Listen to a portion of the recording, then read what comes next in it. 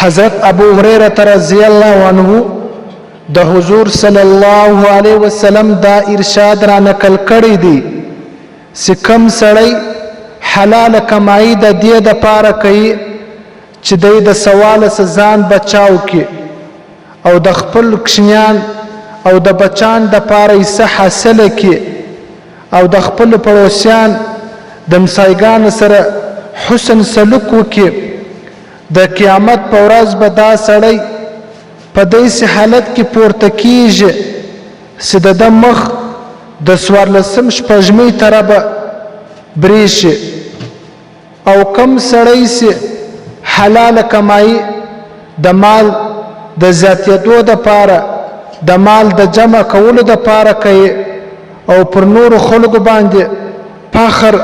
او غرور دپاره مال جمع کوي او ګټي د قیامت په ورځ به دا کس په داسې حالت کې به پورته کیږي او د الله سره په داسې حالات کې به ملاویږي چې الله جل جلاله به د دا کس ناراضه وي